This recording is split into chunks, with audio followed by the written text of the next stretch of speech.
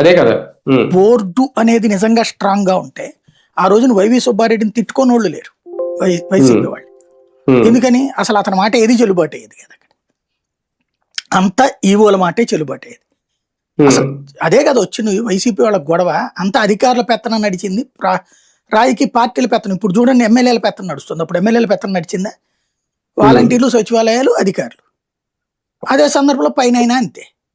కానీ అక్కడ board chairman the తీసుకోవాలి, జగన్మోహన్ రెడ్డి చేసి ఉంటాడు. ఇక్కడ మాత్రం చంద్రబాబుకి సంబంధం ఉండదు, పార్టీకి సంబంధం ఉండదు.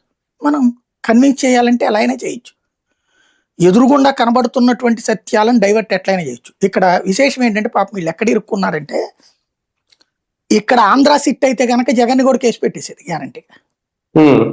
కాకపోతే ఆ వెంకన్నే స్పందించాడు అనుకుంటా, దాన్ని సుప్రీంకోర్టు జోక్యం చేసుకునేలా చేశాడు. సుప్రీంకోర్టు న్యాయమూర్తే నోళ్ళు మూసుకోండి అది అని చెప్పాడు. చెబితే వీళ్ళు మూసుకుంటున్నారా? అదే కదా. భక్తుల మనోభావాలతో ముడిపడి ఉన్న నోరు మూసుకోండిరా అంటే నోళ్లు తెరిచి మరింత రచ్చ చేస్తున్నారు. ఇప్పుడు ఉంది అని తేలతే ఒకెత్తు, లేదు అని తేల్చిన తర్వాత కూడా ఉంది అని మీరు నమ్మండి, నమ్మకపోతే సిట్టు కూడా వేస్టే, సిట్టు చేసేదంతా తప్పే.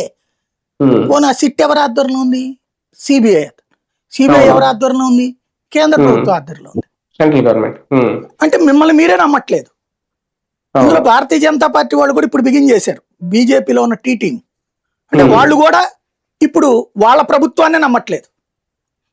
తెలుగుదేశం మీద ప్రేమతో భారతీయ జనతా పార్టీలో నడిచే నాయకులు ఇప్పుడు దాంట్లో మాట్లాడడం బిగిన్ చేశారంటే వాళ్ళు కూడా